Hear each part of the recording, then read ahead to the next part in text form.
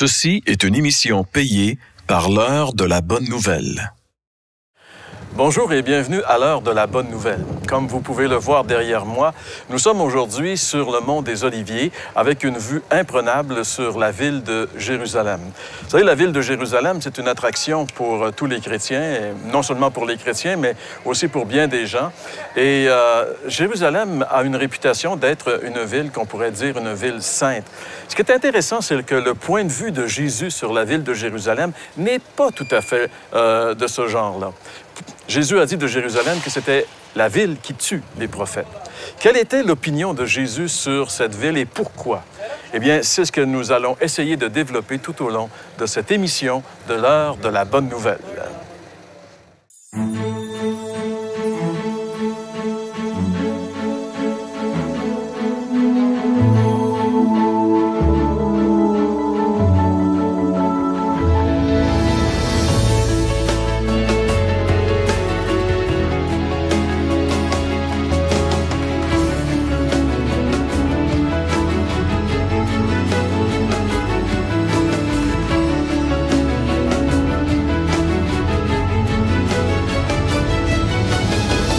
Alors, nous sommes arrivés dans la ville de Jérusalem, qui est aujourd'hui la capitale d'Israël, et qui, à l'époque du Nouveau Testament, était une ville très importante. C'était aussi la capitale du pays, mais c'était aussi la capitale religieuse. C'est ce qui distinguait cette ville des autres villes du pays. Et il y avait le temple. Si vous regardez attentivement, vous voyez bien sûr le dôme du rocher. C'est la figure qui illustre le mieux aujourd'hui la ville de Jérusalem. Le dôme du rocher, il faut avoir un peu d'imagination et réaliser que c'est là que le temple de Jérusalem, le temple d'Hérode à l'époque de Jésus, s'élevait.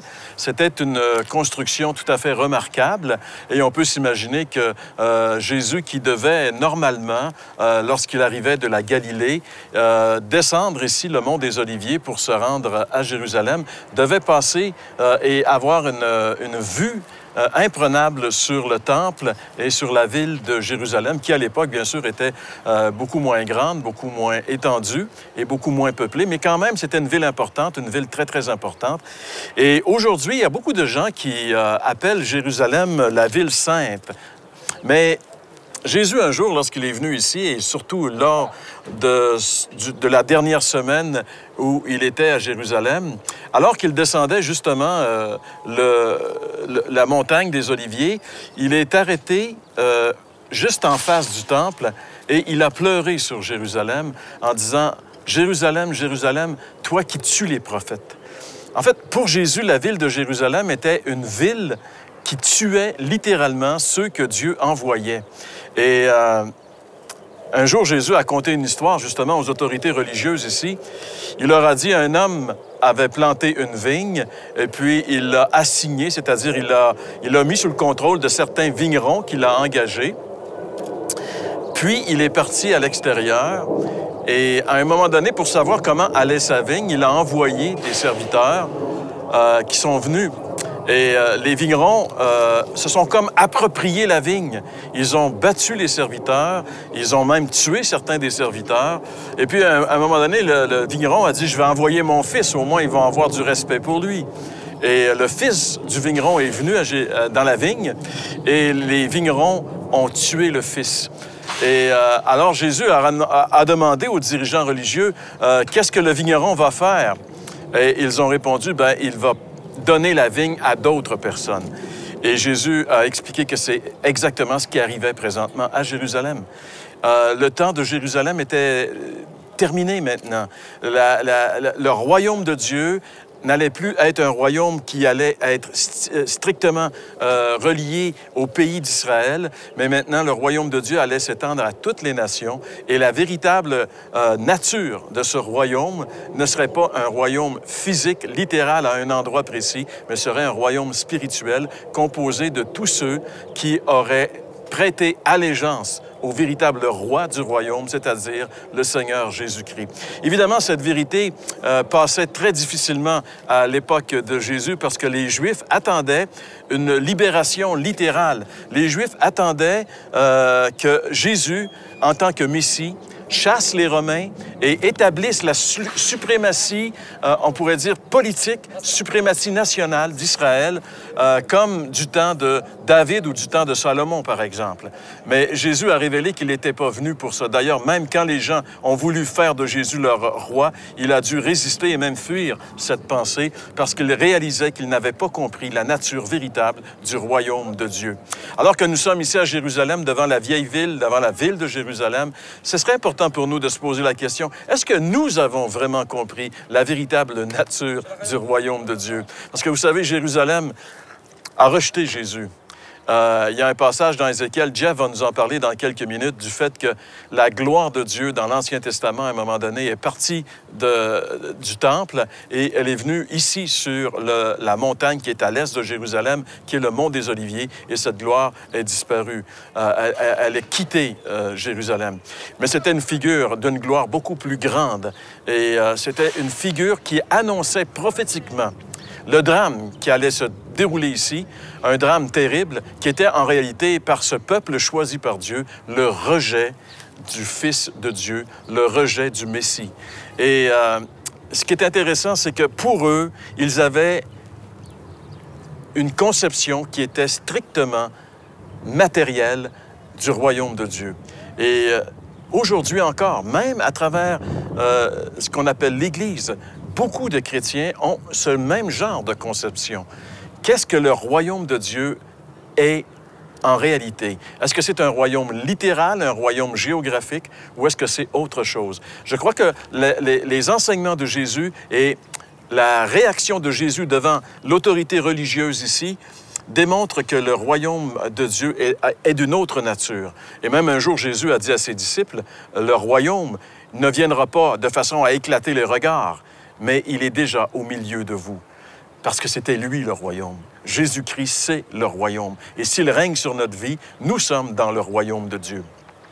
Le rejet de Jésus par Jérusalem a été, en réalité, le rejet de Jésus par le peuple juif a été leur pire erreur. Et c'est toujours la pire des erreurs de rejeter Jésus lorsqu'il se présente à nous. Jeff va nous parler dans un instant de quelle façon ce drame était déjà prophétisé à l'avance par un prophète de l'Ancien Testament et comment ça s'est réalisé à la lettre ici, à Jérusalem, il y a 2000 ans. Donc, demeurez avec nous. Dans un instant, cette émission se poursuit et nous allons essayer de comprendre le rejet de Jésus par sa propre ville, par son propre pays, par son propre peuple. Vous avez des questions ou des commentaires sur ce que vous venez d'entendre? Contactez-nous par téléphone ou réagissez sur les médias sociaux.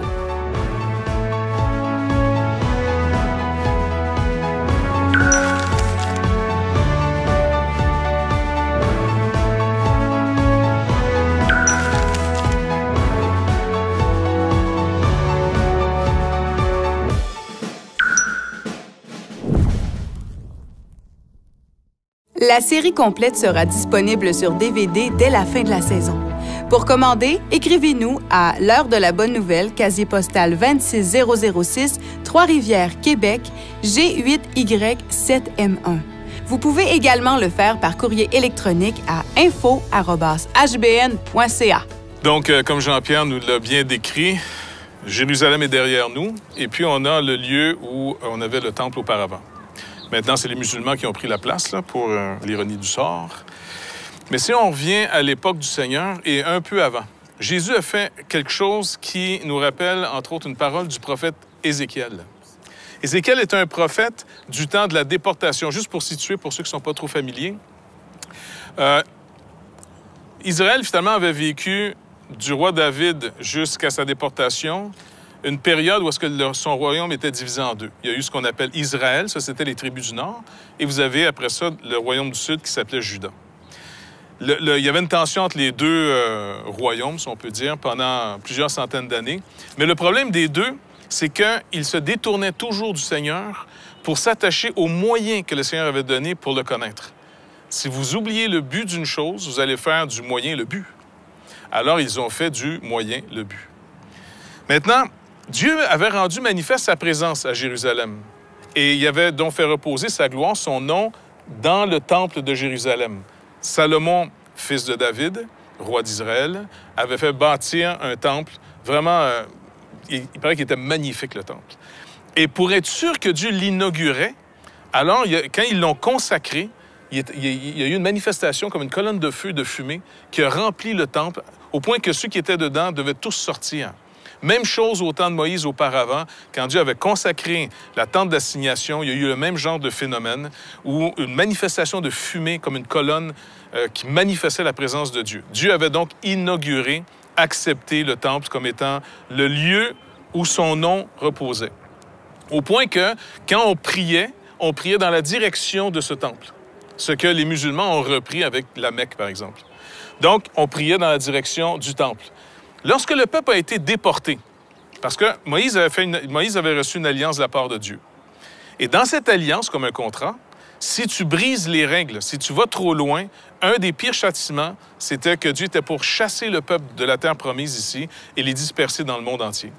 Et il y a eu cette dispersion, entre autres, au temps du prophète Ézéchiel, c'est-à-dire.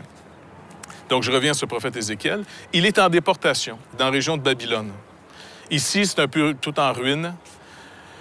Et il y a une vision.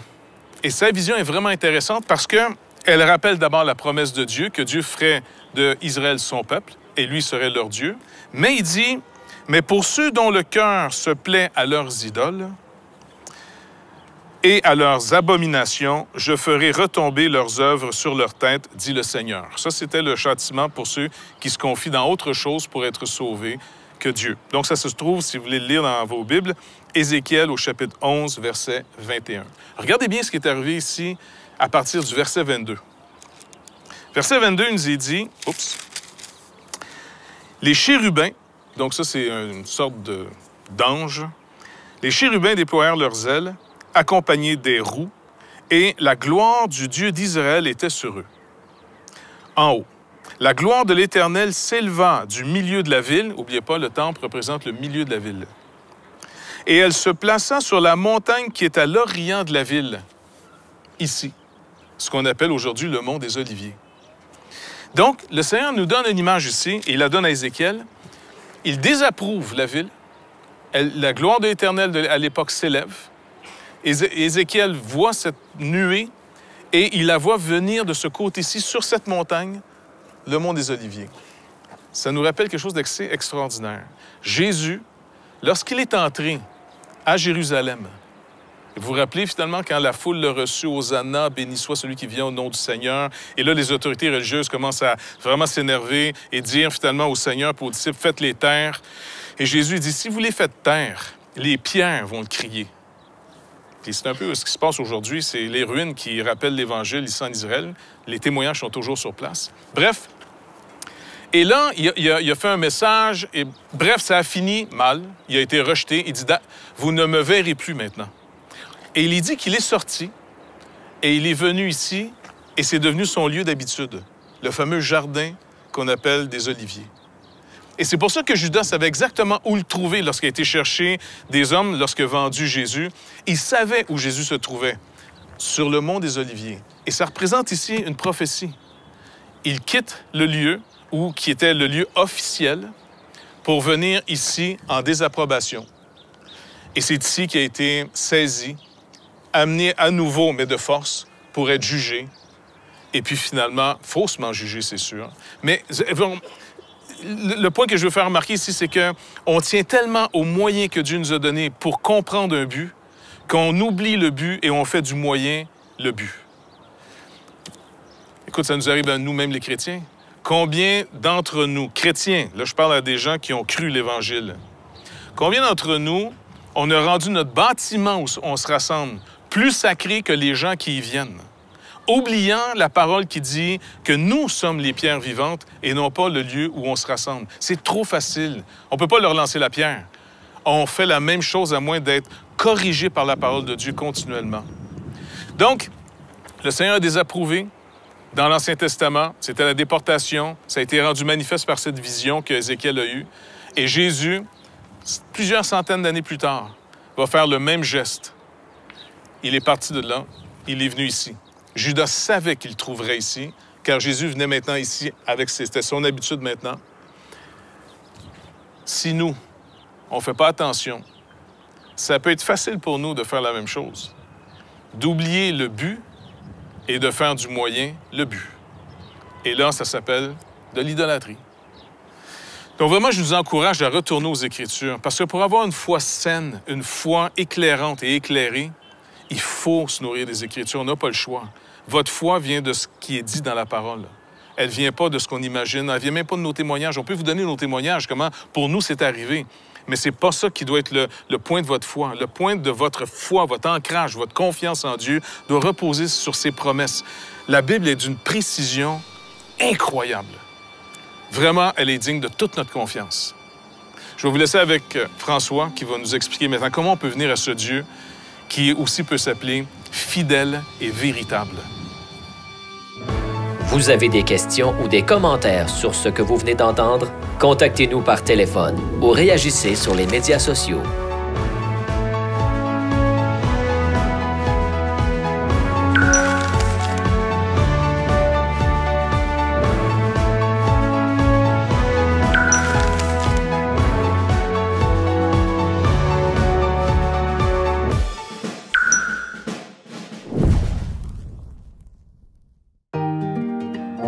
L'heure de la bonne nouvelle vous invite à participer à l'un des nombreux déjeuners de l'espoir. Ces déjeuners ont lieu dans plusieurs restaurants réputés de la province et vous sont offerts gratuitement. Pour connaître les détails concernant l'endroit, la date et l'heure pour votre région, composez le numéro sans frais 1-866-509-1319. Vous pouvez également consulter le site web www.déjeuner.org.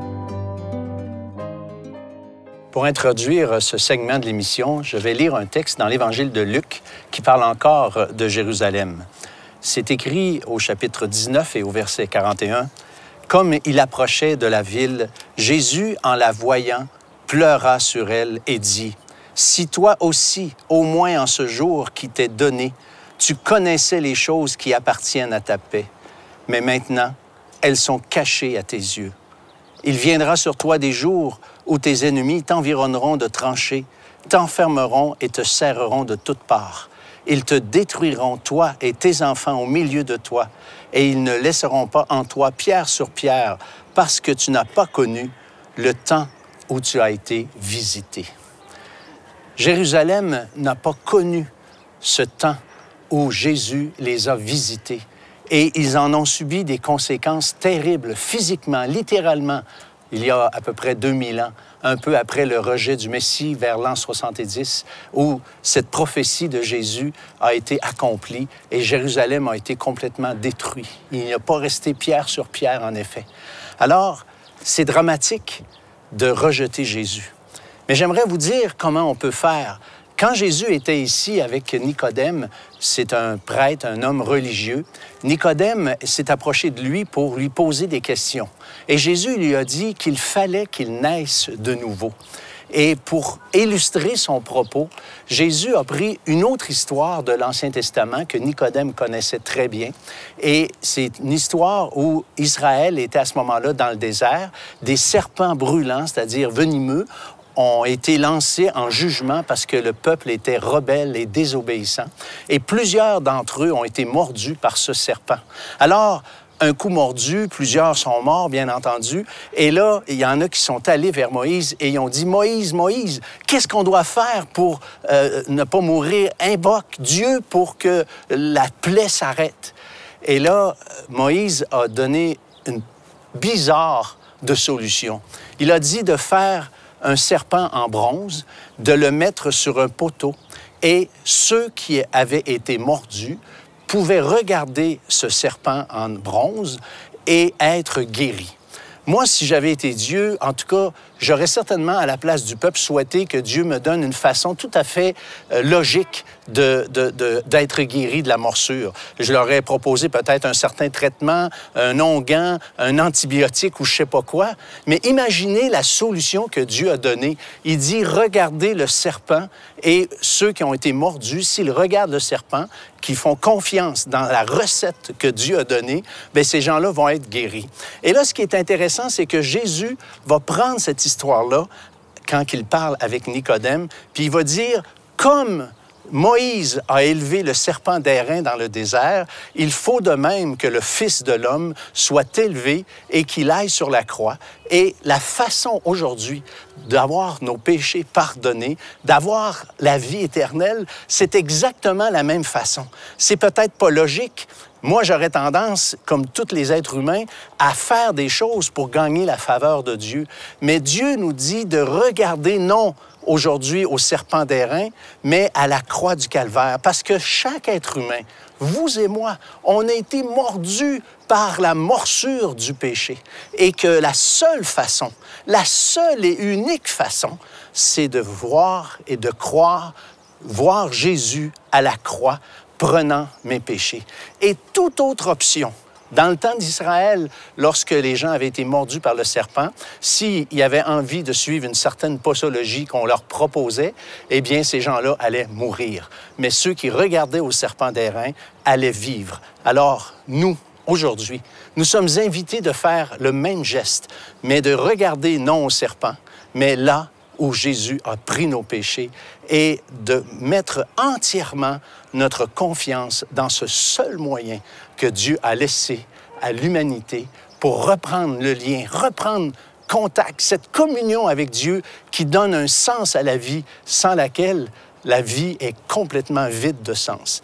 Je vous invite à faire ce geste, à réfléchir, à vous arrêter et demander à Dieu et de faire ce geste par la foi, en regardant là où Jésus, où 2000 ans passés, a pris nos péchés sur la croix, pour vous et pour moi.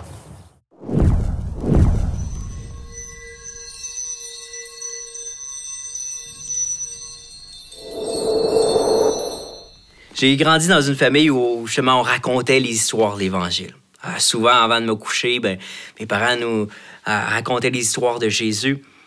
Les dimanches, tous les dimanches, on allait à l'église, puis là, on entendait encore parler des histoires de Jésus, là. Les histoires quand Jésus multipliait les pains, les poissons, quand il marche sur l'eau, tous les discours. Mais moi, ce qui m'a touché personnellement du message de Jésus, c'est lorsque Jésus est mort sur la croix. Quand on lui plantait les clous dans ses mains, dans ses pieds, la façon qu'il pardonnait même à ceux qui plantaient ces clous-là. Pour moi, cet amour inconditionnel-là qui était démontré tellement clairement sur la croix est venu me toucher personnellement. Fait que je grandis avec ce message-là dans mon cœur, tout en étant fidèle à l'Église. Rendu vers 16 ans, c'est sûr que on se pose toutes sortes de questions. Qu'est-ce que je vais faire avec ma vie?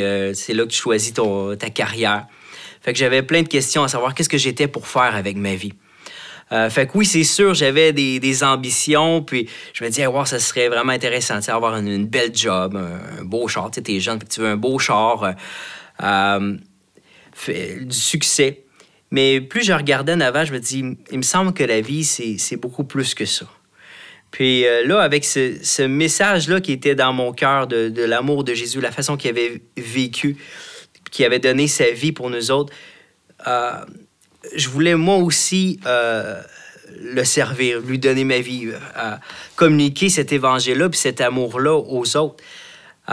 Fait que j'ai rencontré quelqu'un qui dessinait à la craie, qui racontait des histoires.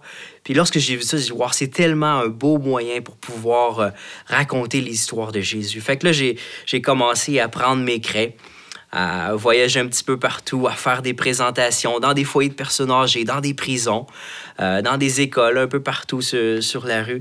Puis quand je racontais librement ces histoires-là, ça avait vraiment un impact. Les gens étaient touchés, qu'ils soient vieux ou jeunes.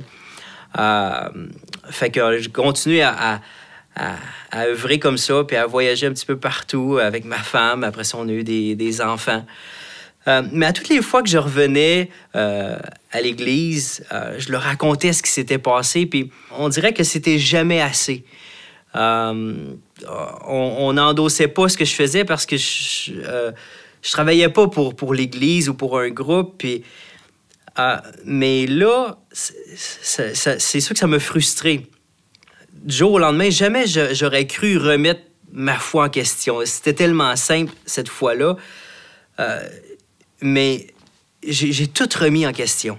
On dirait que tout s'est effondré comme un château de cartes. Il me restait des débris, mais là, parmi les débris, il restait une chose qui était forte, qui était solide, puis c'était l'amour de Jésus.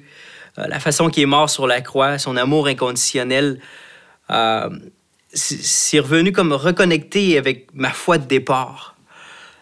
C'est sûr que dans la vie, on peut être déçu, on peut vivre des déceptions, déçu par la religion, par les hommes, mais il reste une chose qui est sûre, c'est que Dieu, lui, nous aime réellement.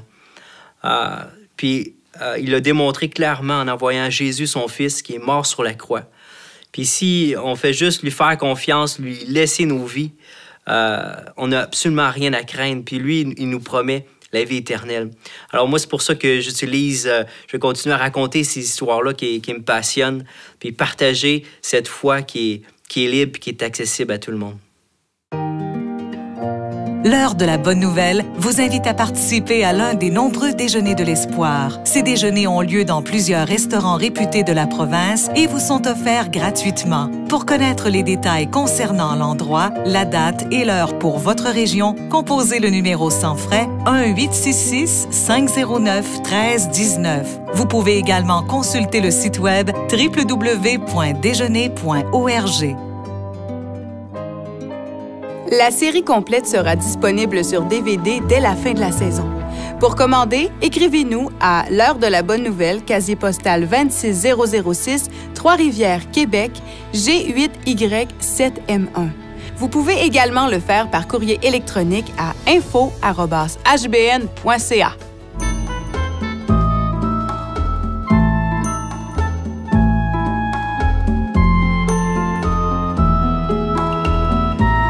Eh bien, comme on l'a vu aujourd'hui à travers ce que Jeff nous a enseigné, ainsi que François, quand Jésus se présente à nous, l'important, c'est de vraiment réfléchir sur ce que nous allons faire de lui. Parce que Jésus, s'il vient jusqu'à nous, d'un moyen ou d'un autre, c'est la grâce de Dieu qui se présente à nous. Et la Bible dit de faire très attention de ne pas rejeter la grâce de Dieu et de ne pas recevoir en vain la grâce de Dieu. À travers cette émission que vous avez écoutée aujourd'hui, Dieu s'est présenté à vous. Et surtout, à travers ce que nous avons pu développer au cours de cette émission, nous avons réalisé l'importance de faire attention lorsque Jésus se présente à nous. Bon, on espère que vous avez compris le message, que vous avez réalisé qu'en réalité, Jésus est celui qui peut déterminer votre éternité, soit dans le bon sens ou soit dans le mauvais sens. Alors, on vous invite vraiment, pour continuer un petit peu ce que François nous a dit, on vous invite vraiment à vous tourner vers lui et à vous engager à marcher avec lui. Si vous avez des choses que vous n'avez pas comprises, vous avez des questions, ce qui est très normal, alors communiquez avec nous. Vous voyez à l'écran présentement nos coordonnées. Vous pouvez nous écrire par la voie postale. Vous pouvez communiquer avec nous également sur notre page Facebook. Nous avons aussi, vous pouvez communiquer à notre adresse courriel et nous allons faire tout notre possible pour essayer de répondre à vos questions. Alors donc, c'était pour aujourd'hui l'heure de la bonne nouvelle. Merci beaucoup François, merci Jeff. Et on se retrouve la semaine prochaine dans un autre endroit de cette ville de Jérusalem, car nous découvrons le pays de la Bible cette année à l'heure de la bonne nouvelle. Ceci était une émission payée par l'heure de la bonne nouvelle.